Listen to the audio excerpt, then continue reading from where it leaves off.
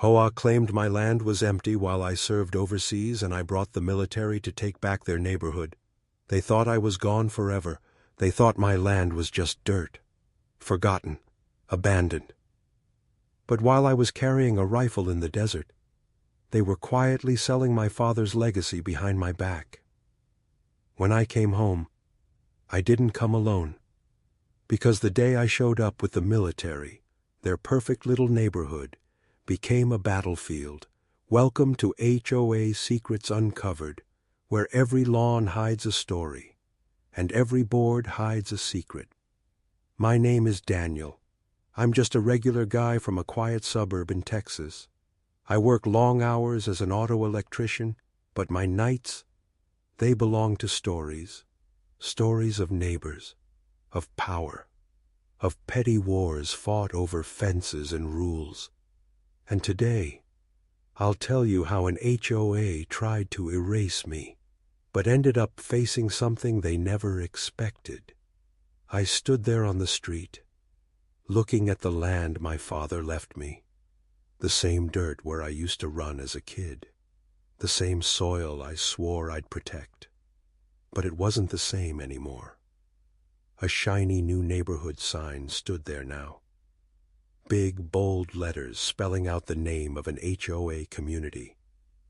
As if the land had never belonged to me. As if my family never existed. I clenched my fists. My father's voice echoed in my mind. This land is your blood, son. Never let it go. And yet, while I was oceans away, fighting battles I didn't choose, the HOA sat here in air-conditioned meetings, sipping coffee, flipping papers, and selling my future as if it was theirs. The neighbors told me.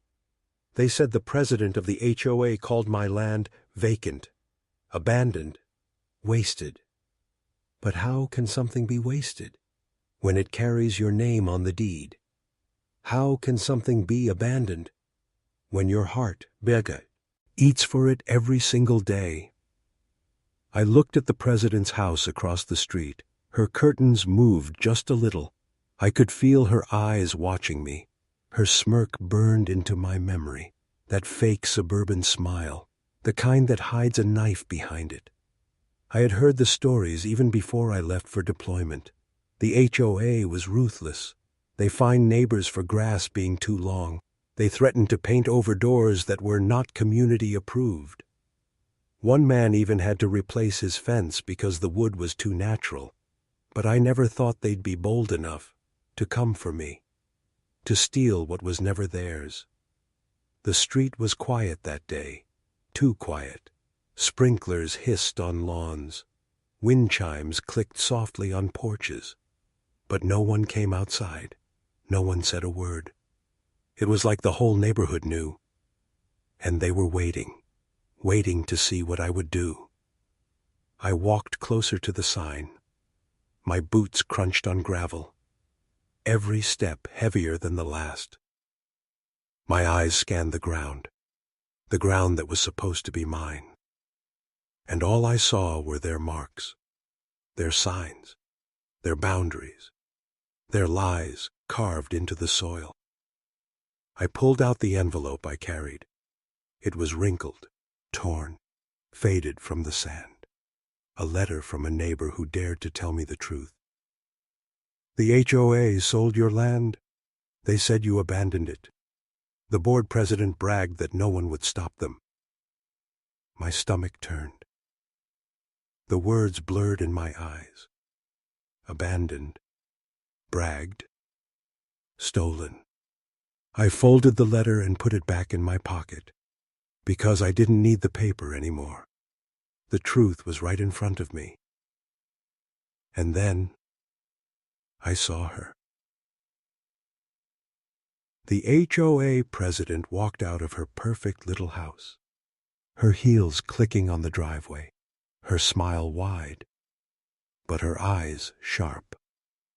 She walked straight toward me. Oh, some if she owned me too. "Can I help you?" she asked, like I was a stranger trespassing on her lawn. like I wasn't standing on my father's land. Another family painted their door blue. The HOA made them repaint it beige. They threatened daily fines until the couple gave in. Their dream home drained of color. That was the kind of world I was walking back into. Not a neighborhood, but a cage with manicured lawns. The president thrived in it. She wore her power like a pearl necklace. Every rule another jewel around her throat. She didn't need to shout. Her silence was louder than thunder. People feared her. But me, I only felt the heat of rage boiling under my skin. I decided to walk straight to her house. The biggest one at the end of the street. It sat like a throne. White pillars, spotless windows, a driveway polished like marble. It wasn't a home. It was a stage. Every inch screaming. I'm in control. I knocked on the door, harder than I should have. The echo rang across the street, and still silence. Then the door opened just a crack. A thin shadow appeared. Not her, but her husband. His eyes darted nervously, like a man chained to his own living room. He recognized me instantly. His lips trembled, but no words came out. Behind him, I could hear her heels on the wooden floor. Click, click, each step like a countdown. And then, there she was again, her smile sharp as glass, her perfume drifting like poison in the air. "Well," she said, "I see you're still hanging around." I took a deep breath. This isn't over. That land is mine. She laughed softly, the kind of laugh that wasn't meant to be funny, the kind that stabbed at your chest. "Oh, soldier, you've been gone too long. This is our world now." Her husband flinched at her words, as if he wanted to speak, but couldn't. And I realized she didn't just control the neighborhood. She controlled her own house, too. I stepped back, because I wasn't. Ready to explode. Not yet. There was a bigger storm coming, and I needed to save my fire. Walking away, I scanned every corner of the street, and the truth was clearer than ever. This wasn't just about a land grab. It was about domination. The HOA wasn't protecting property values. They were feeding their hunger for power. And my land was their greatest trophy. The whispers followed me as I walked. Doors creaked open. Neighbors leaned forward, some with pity in their eyes, some with warning, but none with courage. Finally, an old man stepped out. Mr. Harris. He had lived there since I was a boy. His cane tapped the pavement as he shuffled toward me. "Son," he said softly, "they won't stop. They'll drain you dry. They'll drag you into court. You can't fight them alone." I looked him in the eye. "I'm not alone." He tilted his head, confusion mixing with fear. But I didn't explain, not yet, because the surprise was half the battle. That night, the neighborhood felt even colder. Streetlights buzzed overhead. Sprinklers hissed in unison. But my mind was racing. Their sign was planted on my land. Their arrogance was written in every rule book. And their fingerprints were all over the lies that stole my property. I thought about the wars I'd fought overseas, and it hit me. This was no different. Different battlefield. Same enemy. An enemy drunk on power, convinced they couldn't lose. I lay there in the dark, listening to the ticking clock, feeling the fire in my chest. And I knew one thing for sure. The HOA had made one fatal mistake. They underestimated me, because I wasn't just a soldier. I was a storm waiting to break. Now let me ask you this. If your neighborhood was ruled by fear, with every smile hiding a threat, would you stay silent to keep the peace, or would you rise up, even if it meant war on your own street? The next morning felt colder than it should have been. Even though the Texas sun beat down on the rooftops, the air around me carried a chill. The kind of chill that only comes when you know someone is watching you. I walked back to my land. The sign still stood there tall and proud, like a thief's flag planted in victory. Every time I looked at it, my chest burned hotter. That's when I saw the envelope, pinned right to the wooden post of the sign, crisp white, neat handwriting, the smell of fresh ink still on it. I pulled it down, my fingers trembling, and as I unfolded the paper, the truth came crashing down. It wasn't just a note. It was a notice, an official declaration from the HOA board, stating that my property was abandoned land, that the subdivision had rightfully acquired it through community action, and that I was now considered a trespasser if I stepped foot on it again.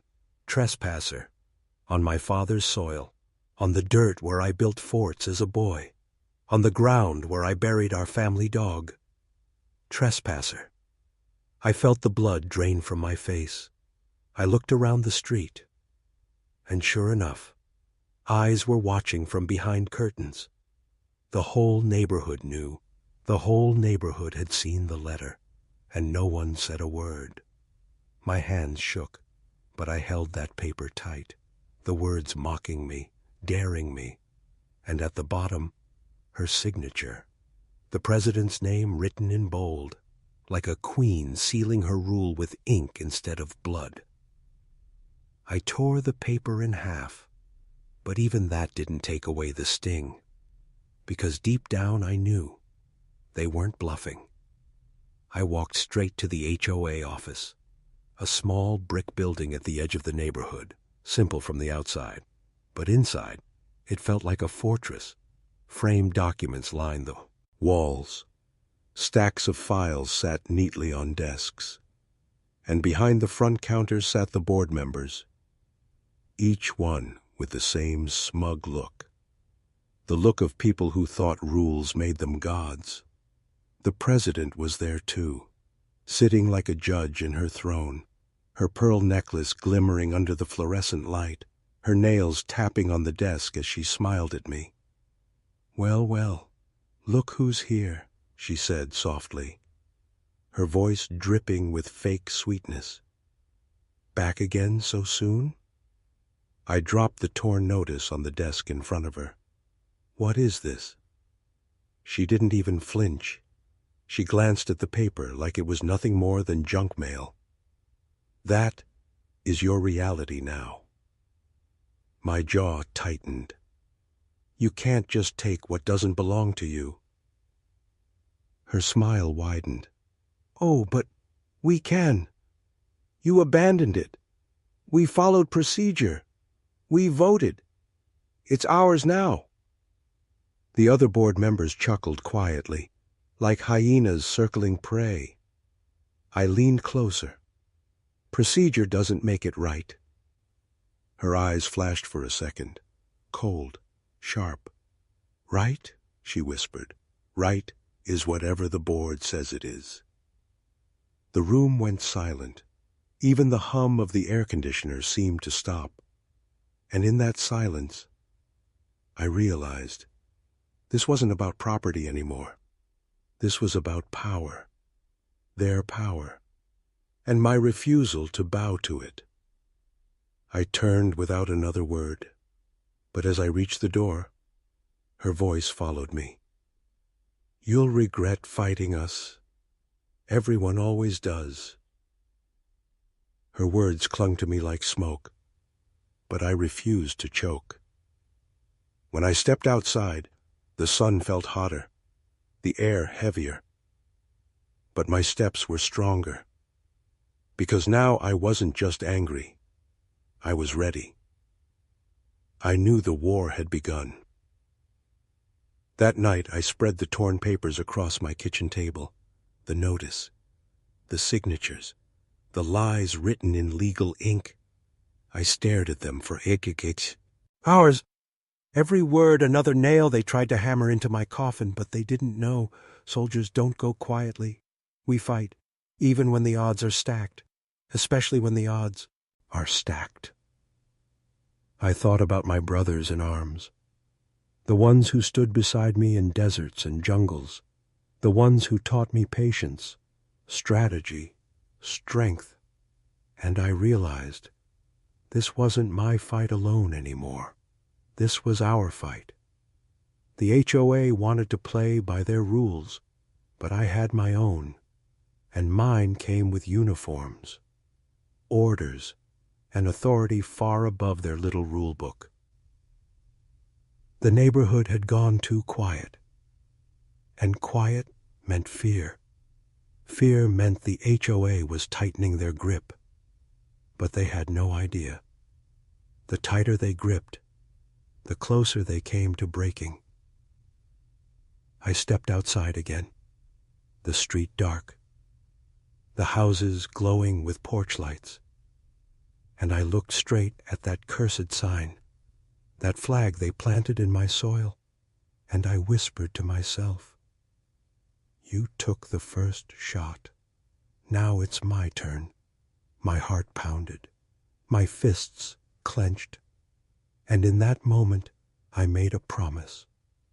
I wouldn't stop until the sign was gone, until every fake smile faded, until they remembered whose land this really was. The first shot had been fired, and the HOA wasn't done. They didn't just want my land. They wanted to break me, humiliate me, make me disappear quietly like the others before me. It started with letters, white envelopes tucked under my door, each one carrying a new violation. The first said I was trespassing every time I stepped onto my own land. The second said my truck was parked too close to the curb. The third accused me of lowering the visual standards of the neighborhood just by being here. I read every line, every lie, and I could almost hear her voice behind each word, the president's smug whisper. Right is whatever the board says it is. The fines grew larger, $50, $100, $200. Every day another letter arrived, until my kitchen towel. Abel was buried under envelopes, a mountain of threats dressed as paper. I knew their game. They wanted to drown me in numbers, to bury me under their rules until I couldn't breathe, until I begged for mercy. But I didn't beg. I laughed, a low, hollow laugh in the middle of the night, because they thought I would play their game. They had no idea I was building one of my own. Still, it didn't stop them from trying. Neighbors stopped talking to me. Conversations ended when I walked by. Parents pulled their kids inside when they saw me coming. Even old Mr. Harris, who once warned me, kept his head down. The HOA had poisoned the air, made me the villain of their perfect little play. And the more silent the street became, the louder the war inside me raged. One morning I found a note, not in an envelope, but scrawled in red ink across my garage door. "Get out!" The words cut deep into the metal, sharp and jagged, like claws had written them. I touched the letters, the paint fresh, still wet on my fingers. And for the first time, I felt a chill of something darker. This wasn't just a power trip anymore. This was hate, personal, venomous, cruel. I stood there in silence, listening to the wind move through the street, every window blind twitching, every shadow shifting. They were watching. They wanted me to explode, to lose control, but I didn't. Instead, I cleaned the door slowly, wiping away their message, because their fear of me staying hurt them more than any anger I could show. Later that evening, I drove past my land, and I saw her again. The president standing near the subdivision sign, talking with two board members, her hands moving in sharp gestures, her smile wide but false, her eyes cutting toward me as I passed. He was planning something bigger, and I knew it wouldn't stop with letters or fines. The next week, it escalated. A certified letter arrived, thicker than the others. Stamped in bold red ink. It was a legal notice. The HOA had filed a motion against me, accusing me of illegally interfering with community property, claiming damages, demanding thousands of dollars. My blood ran hot. I could almost hear her laugh echoing behind the words. "You'll regret fighting us. Everyone always does." But regret wasn't in my veins. Fire was, and their paper war only fueled it. I sat in silence that night, the letter on my table, my fists clenched, my mind racing, and all I could think was, they wanted a fight in court, but I was bringing a fight far beyond their courtroom, because I wasn't just some neighbor with a grudge. I was a soldier, and soldiers don't back down from battles. Days turned into weeks. Every morning another envelope appeared. Every evening another threat whispered from the shadows. The street grew quieter, darker, and I could feel the tension crawling under my skin. But instead of breaking me, it sharpened me, like steel forged in fire, like a storm building just before it strikes. I began gathering everything, every letter, every notice, every violation, stacked them neatly, filed them carefully, because I knew when the time came, these wouldn't be their weapons. They would be my ammunition. The HOA wanted war, and war was something I knew better than anyone. As I stood on my porch one evening, watching the sun sink behind the rooftops, I looked again at that cursed sign on my land. It stood proud, defiant, but to me, it was nothing more than a target, and soon enough, I would take it down. Not with my hands, but with something far stronger. The neighborhood thought they had seen battles before, but they hadn't seen what was coming. They hadn't seen a storm dressed in boots and uniforms. They hadn't seen justice carried in orders stamped with a seal. And when that day came, their perfect little world would shatter. The HOA thought they had me cornered, but what they didn't realize is that war isn't just fought with guns and lawyers. It's fought in silence, in shadows, in the mind. Their letters kept coming, each one colder, sharper, deadlier. They thought every envelope was a blade cutting into me, but to me, they were nothing more than puzzle pieces, pieces of a bigger game I was already playing. I stopped reacting the way they wanted. No angry calls, no heated arguments, no slammed doors, just silence. And silence is more dangerous than any scream. The president hated silence. I could see it in her eyes every time we crossed paths. Her smile still painted on, but her eyes twitching, flickering with unease, because silence is a mirror, and in that mirror, she began to see her own fear. At night I would walk the street slowly, boots tapping on the pavement. No words, no greetings, just the sound of my footsteps echoing through the perfect cul-de-sac. Curtains shifted when I passed. Shadows ducked out of sight, every neighbor pretending not to look. But I knew they were watching. They always were. And I wanted them to watch, because fear spreads faster than truth. One evening, I found another note on my door. This time, not from the HOA, but from someone else. It was written on lined notebook paper, hurried, shaky handwriting. They will never stop. Be careful. No signature, no name, but I didn't need one. I knew someone in that neighborhood had cracked. Someone was afraid enough to warn me, but not brave enough to stand beside me. The next morning, I walked out to find my tires slashed. Deep cuts, rubber torn apart. A quiet message left on the street. No witnesses, no cameras, just silence and shadows.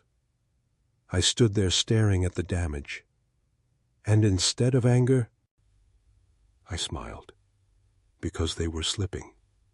The president wanted control, perfection, order. But slashing tires wasn't order. It was desperation. And desperation is the beginning of collapse. I fixed the tires quietly, didn't report it, didn't speak a word, because the less I reacted, the more they would panic. And panic was my weapon now. That night, I wrote my own letter, not in threats, not in anger, just a simple line. I am not leaving. I slipped it under the HOA office door and walked away into the dark. No name, no signature, just words. The next board meeting was tense.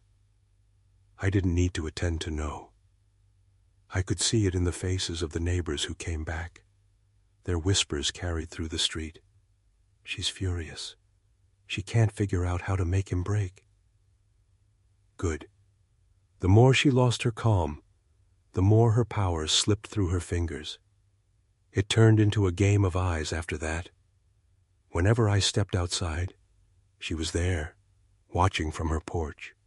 Whenever I walked past her house, she appeared at the window. Whenever I stood on my land, she lingered across the street. Her silence clashed with mine, two predators circling, waiting for the first strike. But she didn't realize. My strike was already in motion, something bigger than she could ever imagine. One afternoon, I went to my mailbox. Another official envelope was waiting, thick and heavy. Inside was a court summons. The HOA was suing me directly now, claiming I owed thousands in community damages, that I was a danger to neighborhood peace. They wanted to drag me into their arena, a courtroom they thought they owned, a stage where they believed no one could beat them. But I didn't feel fear as I held the papers. I felt calm, steady, controlled. Beck. I had something she didn't know about, something stronger than her fake rules, something she couldn't smile her way out of. I sat on my porch that evening, watching the sunset bleed across the sky, and I thought about my father, his words, his pride, his land, and I whispered to myself, they think they own this place, but they've never faced a soldier with nothing left to lose. The wind carried my words across the lawns, and for the first time, I swore I heard whispers back, not from the HOA, but from the neighbors, silent prayers, quiet hope, hidden behind blinds and curtains, because deep down, they wanted me to win. They wanted someone to stand against her, but they were too afraid to do it themselves. That was fine. I wasn't fighting for applause. I was fighting for justice, for my father, for myself, for every neighbor crushed under her rules.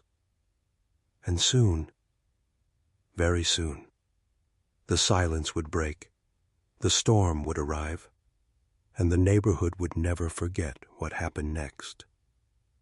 The silence couldn't last forever. Something had to break, and it broke on a Tuesday morning. I woke to the sound of pounding on my door, not gentle knocks, but fists hammering like war drums. I opened it to find two men in suits, lawyers from the HOA, their smiles stiff, their eyes cold. One of them handed me another envelope, thicker than the rest. "This is your final warning," he said flatly. "You have 7 days to vacate the property, or we'll take further action." I didn't even open the envelope. I just stared at them, silent, steady, and after a few seconds, they shifted uncomfortably, because silence makes even the powerful tremble. When they left, I walked to my land. The sign still glared at me, their symbol of victory. But today, I didn't just see a sign. I saw the end of their empire. I reached into my jacket and pulled out a folder, not from the HOA, not from their petty courts, but from a government office stamped with seals they couldn't laugh at. Inside were papers, official orders, proof of my ownership, proof of fraud, proof that the land was still mine. But more than that, orders that went higher than their entire board combined. For months I had stayed quiet, not because I was afraid, but because I was waiting for this moment. I smiled as the wind rustled the papers in my hand, because now the war was no longer mine alone. 2 days later, it began. The morning was quiet, too quiet. Neighbors peered from windows, expecting another letter, another note, another fine. But what they saw instead were trucks, large, heavy, military trucks rolling down the street. Engines rumbling like thunder, tires crushing the perfect pavement, soldiers in uniform stepping out, boots pounding against the ground in unison. The HOA president rushed out of her house, her pearls glinting in the sun, her voice sharp with panic. "What is this? You can't do this. This is private property." The lead officer didn't even look at her. He opened a folder and read aloud. "By federal order, this land has been reclaimed. The previous transfer of ownership is null and void. Any structure or claim on this land is subject to immediate repossession." Her face went pale. The smug smile vanished. Her hands shook as she pointed at me. "He's lying. He's tricking you. This is our subdivision." But the officer's eyes didn't waver. "This land belongs to him, and by law, you are trespassing." The neighbors gasped from behind their blinds. Some even stepped outside, their faces a mix of shock, awe, and relief. The president's voice cracked as she shouted, "You can't do this! We are the HOA! We make the rules!" That's when I stepped forward, close enough for her to see the calm in my eyes. "You don't make the rules anymore." Her pearls rattled as her breath grew shallow.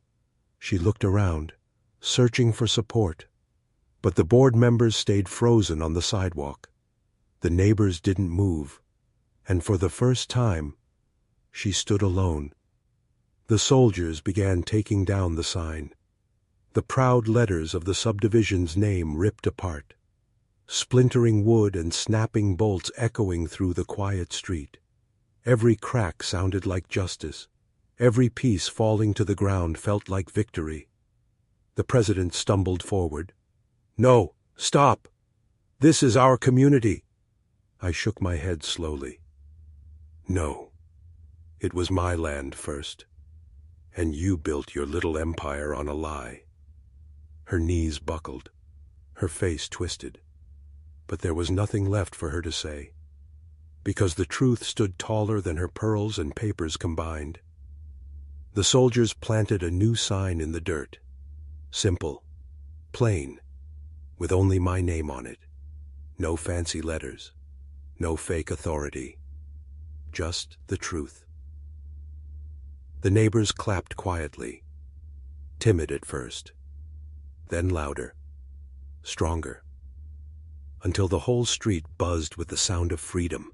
Some cried, some hugged, some whispered thanks into the wind, because deep down they had all been prisoners too.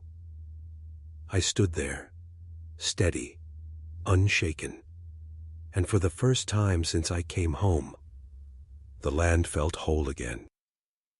The HOA president was escorted away, her voice cracking, her threats fading into nothing, her empire crumbling with every step she took. And I realized, sometimes the loudest revenge isn't a scream. It's the sound of silence. Silence where an oppressor once stood. The street looked the same that evening. Lawns still neat, fences, till straight. But the air had changed. It felt lighter, freer, alive again. And as I stood there, boots on my land, I whispered to myself, this war is over. The sign was gone, the soldiers had left, and for the first time in years, the land breathed again. I stood in the dirt barefoot, feeling the soil between my toes. It wasn't just dirt, it was memory. It was my father's voice, my family's blood, my own battles carved into the earth. Neighbors slowly came out of their homes. First one, then another, then a dozen more. For months they had been shadows behind curtains. But now, they stepped into the light. Some walked up to me with quiet words. I'm sorry. We wanted to speak, but we were afraid. You did what none of us could. Their voices shook. Some carried shame, some carried gratitude, but all of them carried relief, because for the first time, the street felt free. Children played outside again. Laughter replaced silence. Lawns still trimmed, fences still straight. But it wasn't out of fear anymore. It was choice. The old man, Mr. Harris, tapped his cane as he approached me, his eyes wet with tears. Your father would be proud, son, he whispered. And for a moment, I almost broke, because I could feel it. I could feel my father's hand on my shoulder in that moment, strong, steady, proud. But the victory wasn't just mine. It belonged to everyone who had lived under her shadow, everyone who had swallowed their words to keep the peace, everyone who had bent their backs to her rules. The HOA president was gone, escorted out, her empire stripped, her pearls worthless without power. And though she tried to scream about lawsuits and appeals, the sound faded into nothing, like a ghost fading into the wind. But I knew better. I knew people like her never truly disappear. They wait, they plan, they search for another throne to sit on. And maybe one day, she would rise again in another neighborhood, another suburb, another cage of perfect lawns. But not here, not in my father's land, not in the place I came back to protect. Weeks passed. The neighborhood rebuilt itself in silence. Block parties returned. Neighbors waved without fear. Doors painted colors no one dared before. Blue, red, even yellow. Mailboxes decorated with flowers. Lawns alive with more than just grass. The air was lighter. The world felt real again. Not perfect, but free. And yet, at night, when the street was quiet, I would stand at the edge of my land and stare at the houses and wonder, did they really change? Or were they just waiting for another crown to appear, another ruler to follow?